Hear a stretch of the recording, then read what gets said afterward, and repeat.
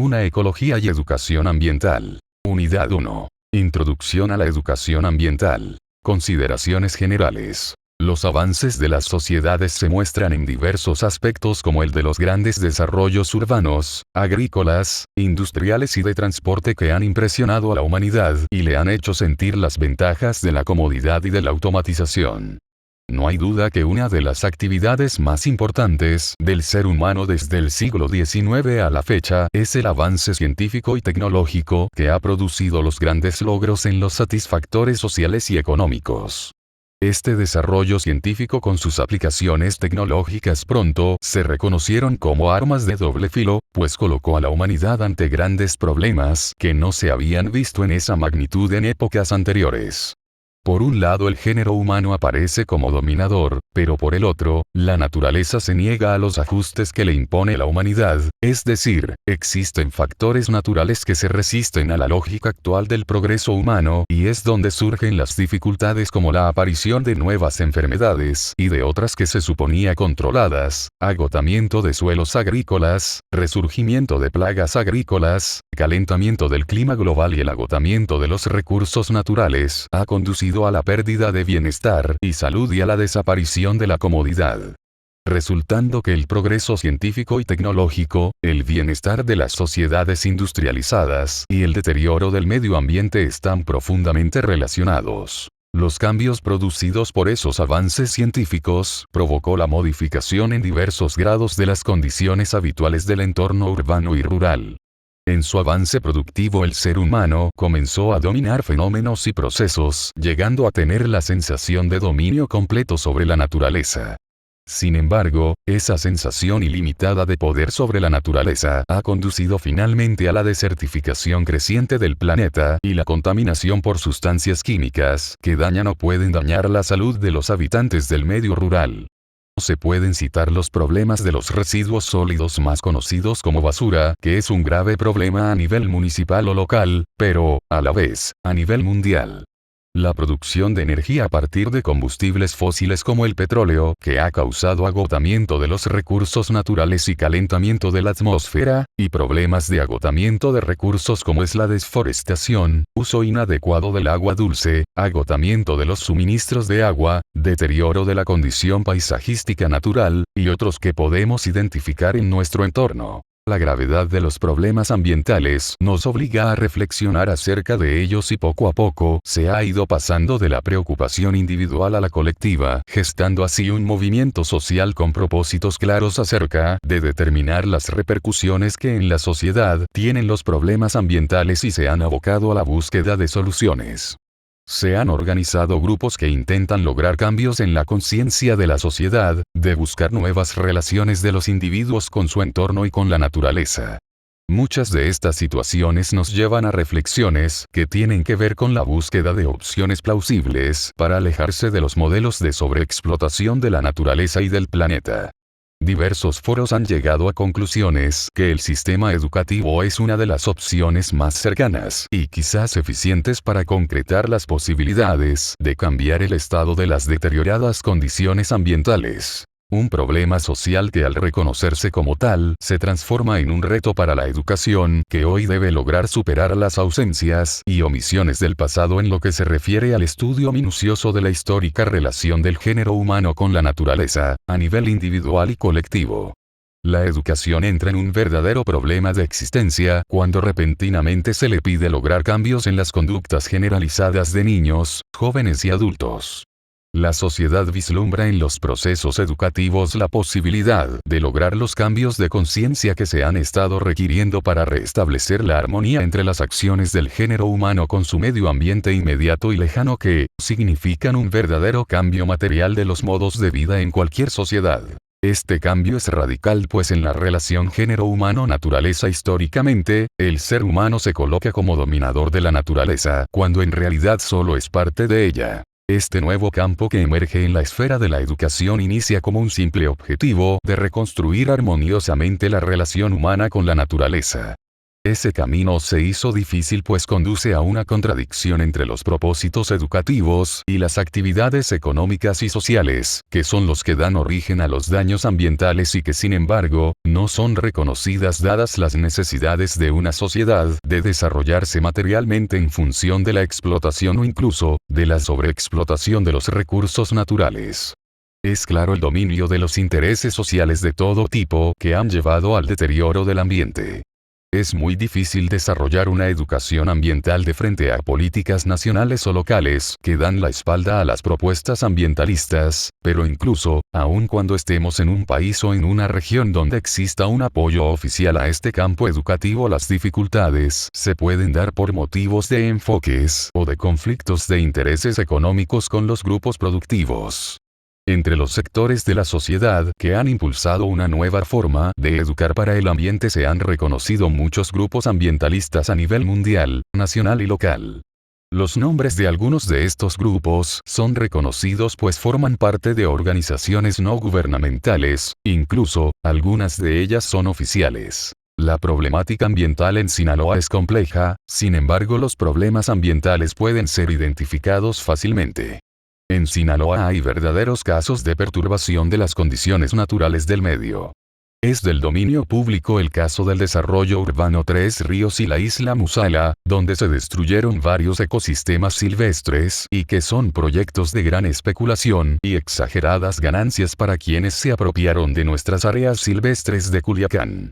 Otros ejemplos son la tala de bosques, que en Sinaloa, según cálculos, llegan a ser alrededor de las 20.000 hectáreas por año y sus efectos en la desertificación y la pérdida de especies vegetales y animales. La destrucción de humedales y manglares del sur de Sinaloa. En el sur de Sinaloa se ha denunciado la destrucción de los humedales en diversos lugares, entre ellos Teacapán, como ecosistemas representativos, para iniciar desarrollos turísticos en gran escala que nadie, en términos individuales y colectivos, puede detener. Estos son unos pocos ejemplos que nos sirven como muestra de la problemática ambiental que existe en Sinaloa. Elementos básicos de la problemática ambiental. Entre los principales retos que enfrenta la humanidad está la satisfacción de las necesidades presentes y futuras de las sociedades, conservando, al mismo tiempo, los recursos naturales y manteniendo los procesos ecológicos que sustentan la vida en el planeta. Esas son las metas más generales del llamado desarrollo sustentable. No hay actividad humana que no se relacione con la naturaleza. Por eso, el género humano ha dejado su huella en la historia del mundo, pero ha sido una huella de modificaciones del ambiente. Desde el cambio en los ecosistemas y en el paisaje desde tiempos remotos, ya sea para satisfacer necesidades de sobrevivencia, o para asentar a sus poblaciones, o para controlar y hasta poner de nuestro favor a los fenómenos naturales. La problemática ambiental que estamos viviendo tiene su origen en el encuentro de los seres humanos modernos con la naturaleza. El humano, de pronto se dio cuenta de la enorme riqueza de recursos naturales y de los vastos territorios que le hicieron pensar que existían grandes posibilidades de explotación de tantos recursos supuestamente ilimitados y que permitirían, a la postre, la expansión y dominio económico de algunas regiones. Al pasar de los años, muchos de esos recursos y riquezas hicieron notar que su disponibilidad es completamente limitada, y peor aún, la naturaleza misma nos ha mostrado que todas las actividades que el ser humano realice en su desarrollo económico e industrial, en cualquier espacio y tiempo y por el motivo que sea, altera las condiciones naturales de nuestro medio ambiente. Esto no es nuevo, pero sí, cada vez es más crítico. La afectación de la naturaleza por la actividad del ser humano no siempre ha sido igual, así por ejemplo, en la antigüedad se realizaron obras hidráulicas por parte de los egipcios, construcción de canales por los aztecas, construcción de barcos con grandes cantidades de madera. Los fines eran de sobrevivencia, estéticos, comerciales, religiosos, incluso bélicos, pero la naturaleza no sufrió gran deterioro debido a ciertos factores como el hecho de la baja densidad de población que no representaba una amenaza real para el planeta. Tómese en cuenta que los adelantos tecnológicos eran poco desarrollados y no destruían nuestros recursos con mucha rapidez. Además, no existía un modelo económico basado en la sobreproducción de artículos de consumo para lograr ganancias, esto es, el modelo de producción de grandes capitales a costa de la explotación de nuestros recursos naturales. Pero lo más importante es que en la antigüedad el humano se consideraba a sí mismo como parte de la naturaleza y mostraba una actitud individual y colectiva de respeto hacia ella. Los tiempos han cambiado y la humanidad ha mostrado cambios sustanciales en su actitud hacia la naturaleza, fundamentalmente a partir de la consolidación de la revolución industrial. Se sustituyó la forma en que el ser humano se concebía como parte de la naturaleza, por otra en la que se separa de ella y se asume como su dominador. Con tantos instrumentos tecnológicos y armas destructivas coloca a la naturaleza en una condición de fragilidad. El conocimiento acerca de la naturaleza y de lo que en ella existe, y de que no es nada difícil quitárselo, apropiárselo y venderlo, nos ha llevado a afectar los delicados equilibrios que permitieron durante muchas épocas la formación, sostenimiento y reproducción de la vida, no solo de la humanidad, sino de todas las formas vivientes del planeta. Así, por ejemplo, desde hace más de un siglo, ya se daba la explotación de algunos ecosistemas terrestres, así como también ya se mostraban problemas urbanos como la contaminación atmosférica de las grandes ciudades. La población mundial sigue creciendo y algunos sectores de la población, fundamentalmente los ricos, han agravado muchos de los problemas originales que han pasado de ser problemas meramente locales a problemas mundiales o globales, como es caso del adelgazamiento de la capa de ozono, el efecto invernadero y otros muchos más. En el escenario mundial, se reconocen de manera muy general 4 factores responsables de la problemática ambiental que tienen vigencia a nivel regional y local. José Sarucán los ha enumerado en el siguiente orden. El primero, es el crecimiento de la población. Según informes del Population Reference Bureau, arribamos al año 2011 con poco más de 6.900 millones de habitantes, a nivel planetario. El segundo factor es el impacto que tiene cada una de las poblaciones humanas sobre los recursos del planeta. Cada individuo demanda recursos para su subsistencia, entre esos recursos están aquellos que producen energía como el petróleo y otros energéticos de origen vegetal o geotérmicos. Se calcula que cada año consumimos y desechamos hacia la atmósfera poco más de 1 tonelada de carbón por persona. El tercer factor es la creciente concentración de la población en zonas urbanas. Aproximadamente, 50% de la población mundial habita en grandes ciudades, con los problemas derivados de contaminación, ruido, basura, hacinamiento, que conducen a un deterioro de la calidad de vida. Figura 1.1. Alta concentración de población y producción de grandes cantidades de basura en la Ciudad de México. Un cuarto factor es la globalización de los problemas ambientales.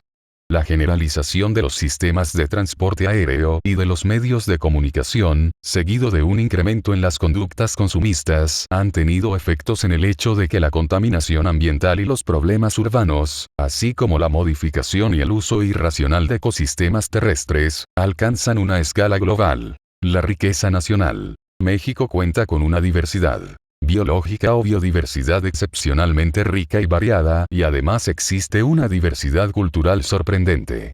En el país se hablan, además del español, cuando menos 62 idiomas indígenas, haciendo una nación pluricultural y multilingüista. Biodiversidad se define como la totalidad de genes, ecosistemas y especies de una región.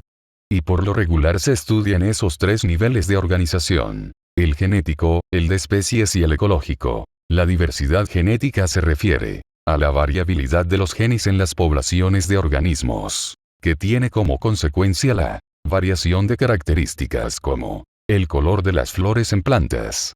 La diversidad ecológica se refiere a las distintas relaciones que mantienen los seres vivos con su ambiente.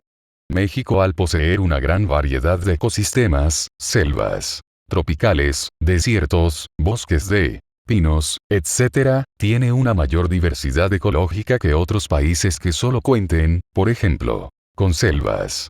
La diversidad de especies se refiere al número de especies diferentes que habitan en una región o coexisten en un área en particular.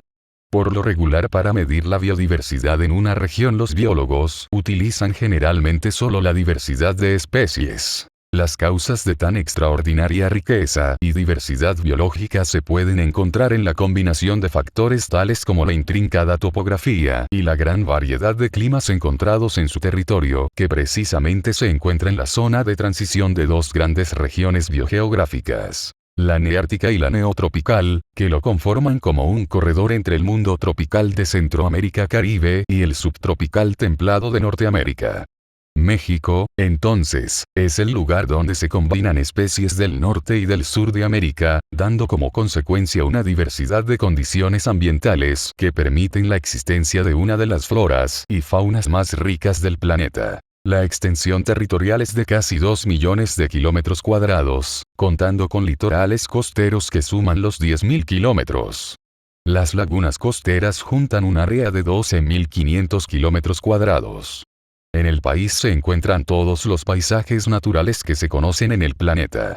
Cuenta con 45 tipos diferentes de vegetación que conforman 5 grandes zonas ecológicas terrestres. En sus extremos encontramos los verdaderos desiertos con lluvias menores a los 500 milímetros, al año, hasta las selvas y pantanos donde la lluvia siempre excede a los 5.000 al año, pasando por los bosques de pino, de abeto, mixtos y tropicales. Además de los pastizales, humedales, sabanas, manglares, entre otros. Figura 1, 2. Dibujos que nos muestran cómo se ponen en contacto en el sur de México las regiones biogeográficas neártica y neotropical. Lógicamente, los estados con mayor biodiversidad se encuentran en esta zona, siendo Oaxaca el más rico, seguido de cerca por Chiapas, Veracruz, Guerrero y Michoacán. México, país megadiverso. Aunque existen más de 170 países en el mundo, solo 17 de ellos poseen entre el 66 y 75% de la biodiversidad global y por esta razón reciben el nombre de megadiversos. Estos países comparten una serie de atributos tales como una gran diversidad ecológica y el poseer selvas tropicales o ecosistemas marinos, o ambos, y también que muchas de sus especies son endémicas, es decir, que solo existen en sus territorios. De este conjunto de países destacan Brasil, Indonesia, Colombia, México y Australia como los 5 con mayor diversidad biológica del mundo. Figura 1, 3. Distribución de los países megadiversos en el mundo. Ecuador, Perú, Brasil, Sudáfrica, Madagascar, Indonesia, Malasia, India, China, Filipinas, Australia, Papúa Nueva Guinea, Venezuela, Colombia, República Democrática del Congo, México, Jica del mundo. México se ubica en el 4º lugar mundial, dado que a lo largo y ancho del país se ha estimado que existen entre 25.000 y 30.000 especies de plantas superiores y cerca de 2.400 especies de vertebrados terrestres.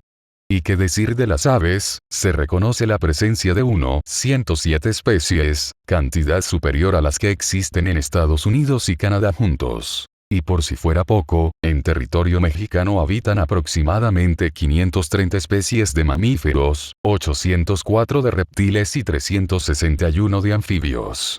A nivel mundial, México ocupa un segundo lugar en diversidad de reptiles y un tercer lugar en diversidad de mamíferos.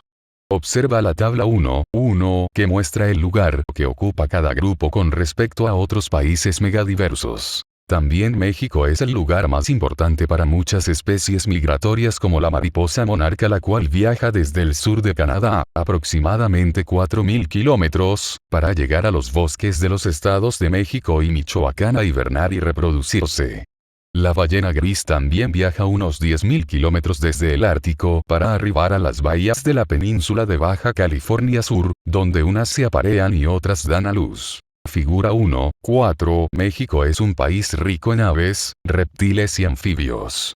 Aquí se muestran algunas especies de aves mexicanas como el tucán y la guacamaya roja, ambas en peligro de extinción. Posición de México con respecto a otros países megadiversos. Otras especies como las tortugas marinas llegan a los litorales mexicanos a desovar. De las 8 especies que existen en el mundo, 7 llegan a nuestras playas. En 1986 se decreta ciertas playas mexicanas como zonas de reserva para la protección de la anidación. La información que aquí presentamos nos puede llenar de orgullo, pero la verdad es que además de ello, significa que debemos asumir un fuerte compromiso para conservar toda esa riqueza biológica y cultural en la que vivimos. Desgraciadamente, en México desde hace muchos años, por decir desde la época de la colonia española, empezó un proceso de perturbación de las condiciones naturales de nuestros ecosistemas y recursos. Figura 1, 6. La mariposa monarca adulta es un hermoso insecto de alas color naranja con líneas negras. Está considerada patrimonio de la humanidad ya que la migración que realiza es única en el mundo. En las últimas décadas, se ha hecho crítico el deterioro de nuestras condiciones naturales. Genaro Correa Pérez ha enlistado los problemas más serios y más conocidos que hemos ocasionado entre todos los mexicanos, y muchos extranjeros, son los siguientes. La desforestación de millones de hectáreas de selvas y bosques. La desecación de pantanos, esteros y marismas. La contaminación del suelo, del aire y del agua. Destrucción de hábitats como consecuencia del crecimiento de las ciudades y también de las zonas ganaderas y agrícolas. El resultado de estas acciones humanas están en peligro de extinción 1000 especies diferentes de plantas, entre ellas muchas cactáceas, 123 especies de aves, 77 de mamíferos, 35 de reptiles y 40 especies de peces de agua dulce. La erosión de suelos. Entre 40 y el 60% del territorio nacional tienen problemas de erosión severa, que conducen a problemas como la reducción en la productividad agrícola. El arrasamiento de las selvas tropicales húmedas. Existían 10 millones de hectáreas de este tipo de selvas, hoy solo quedan 1 millón en Chiapas, Oaxaca y Veracruz. La contaminación de la red hidrológica del país por los desechos urbanos y de industrias como la azucarera, química, papel, petróleo, textil y del acero. En el país existen 34 cuencas hidrológicas. 11 de las más importantes están contaminadas. La sobreexplotación de los mantos acuíferos ha dado como consecuencia el ensalitrado de los suelos, inutilizando, a la fecha, poco más de 500.000 de hectáreas. 200.000 hectáreas de bosque anualmente se pierden a causa de los incendios forestales. Figura 1, 7. Tortuga marina. En Sinaloa, la playa de Ceuta es considerada a nivel nacional una de las playas más importantes en anidación de la tortuga golfina. Otras que llegan a nuestras playas son la tortuga prieta, la udicarey. Figura 1, 8. Los desiertos mexicanos albergan la mayor variedad de cactáceas del mundo, muchas de las cuales son endémicas. Estas plantas son originarias del continente americano y de las 500 especies descritas, en México encontramos 600. ¿Esto es nuevo? Claro que no. Si revisamos un poco la historia de México, nos daremos cuenta que siempre han existido yacimientos de plata, hierro, azufre y sal, y según nos dice Ángel Bassols Batalla, en la época de la colonia lo que atrajo a los conquistadores fue la abundancia de metales preciosos como la plata y el oro que por siglos fueron enviados a España. La economía del virreinato se basó en la minería de Guanajuato, Zacatecas, Tasco y Real del Monte. No conformes con esto, los aventureros españoles talaron los grandes bosques que cubrían las montañas cercanas a los centros mineros y también se empezaron a utilizar en agricultura los suelos de los valles de Puebla, Toluca, Cuernavaca, Veracruz, Michoacán y las tierras altas de Jalisco, Oaxaca y Zacatecas. La revolución industrial prácticamente no llegó pronto a nuestro país, y no fue sino hasta finales del siglo XIX cuando comenzó la explotación minera del cobre, plomo, zinc, carbón mineral, petróleo y hierro, surgiendo nuevas regiones mineras como Parral, Canania y Nueva Rosita, mientras que los anteriores centros mineros de la colonia se habían agotado. Comienza la época de las grandes compañías extranjeras y del crecimiento del capitalismo en México. Durante el porfirismo, se aumenta la escala de utilización de los recursos naturales, aumenta la población y la emigración hacia las grandes ciudades.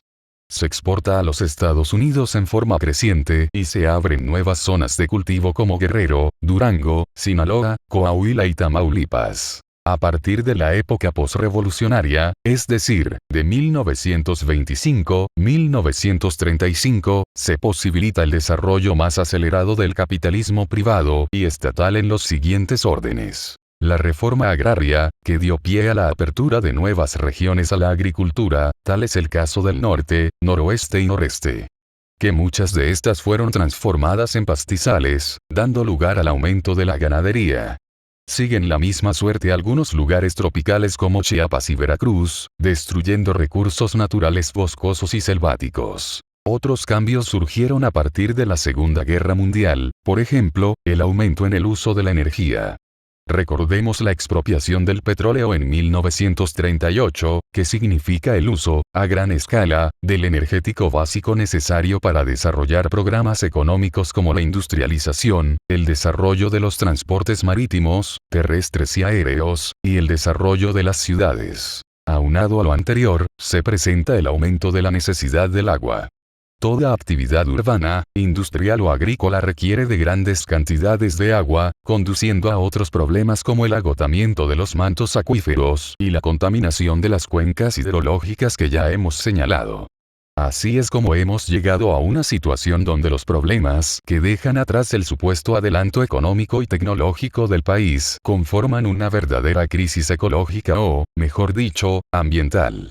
También nos daremos cuenta que los responsables del deterioro actual, asociados con los grandes capitales mundiales, los podemos encontrar protegidos por la impunidad que logran con el poder que le dan sus riquezas o por el poder político. Ninguno de ellos reconoce el deterioro y el agotamiento de los recursos naturales que causaron al explotar nuestros recursos, solamente se dedican a indicar que a la contaminación y otros problemas del ambiente, por medio del uso novedoso de nuevas tecnologías, se les encontrará solución. ¿Qué es la educación ambiental? Actualmente, es frecuente que en los medios de comunicación se hable de la educación ambiental, incluso en la escuela oímos hablar de este tema con recurrencia. Ahora bien, no todos tenemos el mismo concepto de educación ambiental. Por ejemplo, se han ofrecido algunas conferencias al respecto y en ellas se ha hablado de cosas importantes desde el punto de vista ambiental, pero también se han mostrado profundas carencias en el dominio de los conceptos elementales del tema en cuestión, desde que poner botes de basura en las calles es educación ambiental, hasta afirmar que los aparatos que miden la cantidad de partículas de polvo suspendidas en el aire son parte de los programas de educación ambiental. También se ha dicho que los biólogos son educadores ambientales por excelencia. Estas y otras apreciaciones, que no son del todo correctas, nos motivan a hacer algunas reflexiones sobre esta problemática. Hasta hace algunos años no existía la preocupación de cuidar el medio ambiente. Las primeras referencias generalizadas las encontramos aproximadamente a partir de la década de los 60, cuando se empezaron a escuchar con mayor frecuencia voces de rechazo a la destrucción de los recursos naturales y al creciente deterioro de las condiciones de vida por la contaminación en las ciudades, en los campos agrícolas y en las áreas industriales con los consecuentes efectos en el suelo, el agua y el aire. Esto no quiere decir que hasta entonces se presentaran los problemas ambientales, sino que en realidad no eran considerados verdaderos problemas. Los reclamos a partir de esas fechas fueron hechos en distintos lugares del mundo, fundamentalmente por organizaciones civiles no gubernamentales, que finalmente tuvieron eco a nivel internacional a partir de 1972, en la Conferencia de las Naciones Unidas sobre el Medio Humano, celebrada en Estocolmo. En lo sucesivo se han realizado eventos internacionales que han tenido entre sus propósitos lograr que la educación ambiental sea institucionalizada dentro y fuera de las escuelas de todos los países del mundo. En México, la educación ambiental se adoptó institucionalmente con varios años de retraso. Esto lo demuestra el hecho de que en las décadas de los 70s y 80s se hayan creado sistemas escolares como las preparatorias populares, los CSH, COBACH, Bachillerato Pedagógico de la Normal, CONALEP y SEQUIT, que no incluían en sus planes de estudio a la educación ambiental.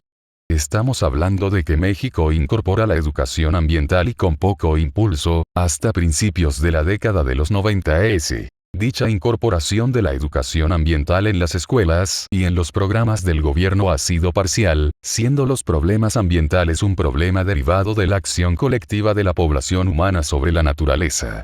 No se ha querido reconocer como un problema de la sociedad que como tal también debería estar a cargo de la sociología.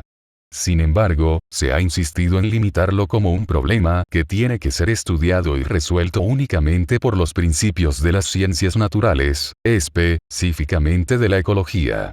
Esta idea no es del todo correcta. Dada la complejidad que significa la relación sociedad-naturaleza, no son suficientes los alcances de la ecología para lograr los objetivos de una educación para conservar el ambiente.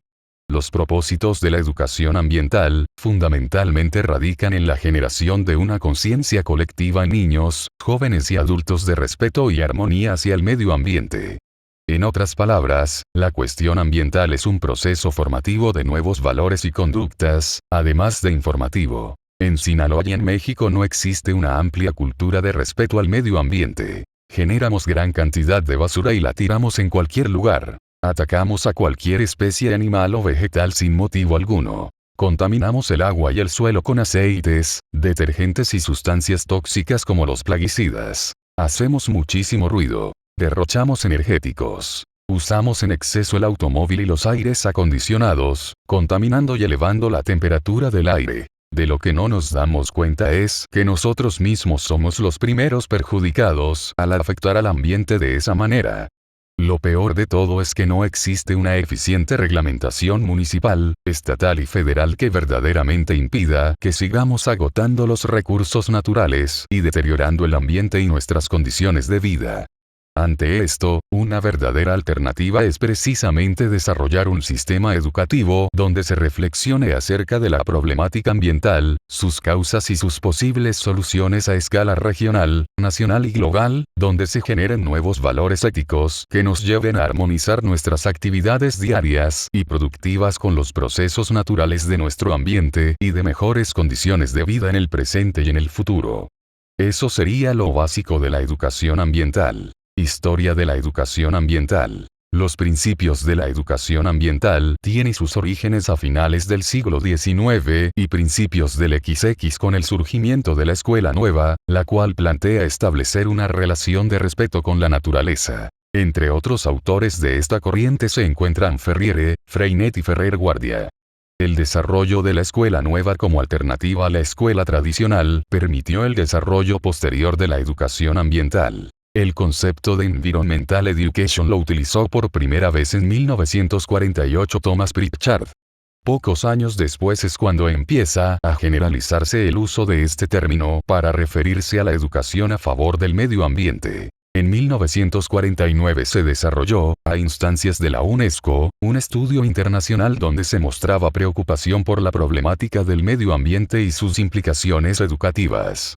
En 1968, este mismo organismo promueve la educación ambiental con el estudio comparativo sobre el medio ambiente en la escuela, donde se fijan algunos criterios sobre educación ambiental que serán base para posteriores formulaciones aceptadas internacionalmente. En ese mismo año, se crea el Council for Environmental Education, en Inglaterra. En 1971, se crea el Programa sobre el Hombre y la Biosfera, Programa MAT, que se declara como programa interdisciplinario de investigación que atribuye especial importancia al método ecológico en el estudio de las relaciones entre la humanidad y el medio ambiente. La toma de conciencia transita desde el ámbito científico hasta el ciudadano común de todos los países, es hasta entonces cuando se hace referencia al término de Pritchard ya traducido, educación ambiental. El acontecimiento más importante que marca universalmente el inicio de la educación ambiental es la Conferencia de las Naciones Unidas sobre el Medio Humano, la cual tuvo lugar en Estocolmo del 5 al 16 de junio de 1972. La declaración se refiere a los diversos problemas causados por nuestra acción sobre el planeta, originando los diversos tipos de contaminación, alteraciones en los procesos ecológicos, agotamiento de los recursos, explosión demográfica, etc. Concluye la Conferencia de Estocolmo con la concreción de 26 principios básicos, el más importante para nosotros es el N19, que dice: Es indispensable una labor de educación en cuestiones ambientales, dirigida tanto a las generaciones jóvenes como a los adultos, y que preste la debida atención al sector de población menos privilegiado, para ensanchar las bases de una opinión pública bien informada y de una conducta de los individuos, de las empresas y de las colectividades, inspirada en el sentido de su responsabilidad en cuanto a la protección y mejoramiento del medio en toda su dimensión humana. Es también esencial que los medios de comunicación de masas eviten contribuir al deterioro del medio humano y difundan, por el contrario, información de carácter educativo sobre la necesidad de protegerlo y mejorarlo, a fin de que el hombre pueda desarrollarse en todos los aspectos. A consecuencia de los acuerdos de la Conferencia de Estocolmo, surge en 1973 el Programa de las Naciones Unidas para el Medio Ambiente, PNUMA, entre cuyos objetivos se encuentra el de apoyar programas educativos sobre el medio ambiente. Muy pronto este programa se encargó de establecer diferencias conceptuales entre los términos educación y formación ambiental. Así, la educación ambiental es considerada como aquella que se mueve en el ámbito escolar y no escolar, para proporcionar en todos los niveles y a cualquier edad, unas bases de información y toma de conciencia que desemboquen en conductas activas de uso correcto del medio ambiente. La formación ambiental es comprendida como una educación ambiental especializada en cuanto se dirige a un grupo de profesionales, funcionarios gubernamentales, planificadores urbanos, gestores que tienen a su cargo la toma de decisiones. El término formación se usa como capacitación para una actuación social. Una propuesta derivada de las conclusiones de la Conferencia de Estocolmo es la creación del Programa Internacional de Educación Ambiental, establecido en 1975, que comprendía entre sus objetivos el promover el desarrollo y coordinación de trabajos de investigación que tiendan a una mejor comprensión de los objetivos, contenidos y métodos de la educación ambiental. El Seminario de Educación Ambiental de Belgrado, organizado por la UNESCO, fue un evento realizado del 13 al 22 de octubre de 1975, y marca un avance importante en la reflexión sobre los problemas del planeta y la búsqueda de un marco internacional para el desarrollo de la educación relativa al medio ambiente. Los debates del Seminario de Belgrado concluyeron con la elaboración de la Carta de Belgrado, misma que ha tenido gran trascendencia por el llamado a la humanidad para replantearse el concepto de desarrollo. En esta carta se contemplan algunos conceptos. Metas ambientales. Mejorar las relaciones ecológicas, incluyendo las del hombre con la naturaleza y la de los hombres entre sí. Metas de la educación ambiental. Lograr que la población mundial tenga conciencia del medio ambiente y se interese por él y por sus problemas conexos, y que cuente con los conocimientos, aptitudes, actitudes, motivaciones y deseos necesarios para trabajar individual y colectivamente en la búsqueda de soluciones a los problemas actuales y para prevenir los que pudieran aparecer en lo sucesivo. Objetivos de la educación ambiental. Conciencia. Ayudar a las personas y a los grupos sociales a que adquieran mayor sensibilidad y conciencia del medio ambiente en general y de los problemas conexos. Conocimientos. Ayudar a las personas y los grupos sociales a adquirir una comprensión básica del medio ambiente en su totalidad, de los problemas conexos y de la presencia y función de la humanidad en él, lo que entraña una responsabilidad crítica. Actitudes. Ayudar a las personas y a los grupos sociales a adquirir valores sociales y un profundo interés por el medio ambiente, que les impulse a participar activamente en su protección y mejoramiento. Aptitudes. Ayudar a las personas y a los grupos sociales a adquirir las aptitudes necesarias para resolver los problemas ambientales. Capacidad de evaluación. Ayudar a las personas y a grupos sociales a evaluar las medidas y los programas de educación ambiental en función de los factores ecológicos, políticos, económicos, sociales, estéticos y educacionales. Participación. Ayudar a las personas y grupos sociales a que desarrollen un sentido de responsabilidad y a que tomen conciencia de la urgente necesidad de prestar atención a los problemas del medio ambiente, para asegurar que se adopten medidas adecuadas al respecto. Otros eventos para el desarrollo de la educación ambiental han sido: Conferencia Intergubernamental de Educación Ambiental Tbilisi, 1977. Es el acontecimiento más significativo en la historia de la educación ambiental. Se establecieron los criterios que han regido el desarrollo de este movimiento educativo en las décadas sucesivas. Congreso Internacional de Moscú, 1987. En este evento se acordó declarar la década de los 90 como la década mundial para la educación ambiental, estableciendo que los programas que se desarrollen en estos años deben dar énfasis a las relaciones entre la humanidad y la biosfera, en sus manifestaciones económicas, sociales, políticas e ideológicas. Cumbre de Río de Janeiro, 1992. La Cumbre de la Tierra, como también se le llamó, es el mayor encuentro de personas de toda índole interesadas en las cuestiones ambientales. En realidad, tuvieron lugar dos eventos separados. El de los jefes de gobierno de 160 países por un lado, y por otro, 15.000 personas de diferentes movimientos ambientalistas, algunos de ellos no gubernamentales, todos interesados en el avance de la conciencia ambiental. A este último se le llamó Foro Global Ciudadano de Río 92. Los resultados más visibles de la reunión de jefes de Estado se concretan en la Declaración de Río, que tiene 27 principios interrelacionados. En este evento se concretaron varios documentos, entre los cuales se encuentran la Agenda 21.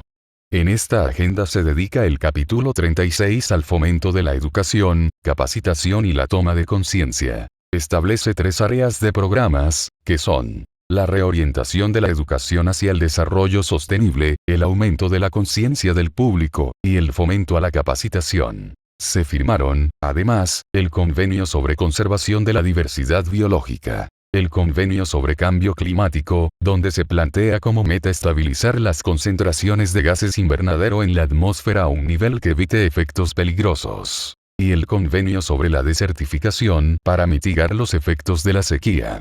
Se proclamó, en este convenio, al 17 de junio de cada año como Día Mundial de Lucha contra la Desertificación y la Sequía. Algo quizás más importante fue lo que sucedió en el Foro Global, donde se aprobaron 32 tratados, uno de ellos se conoce como Tratado de Educación Ambiental hacia Sociedades Sustentables y de Responsabilidad Global, el cual parte de señalar la educación ambiental como un acto de transformación social, contemplando a la educación como un proceso de aprendizaje basado en el respeto a todas las formas de vida, no solo a la vida humana.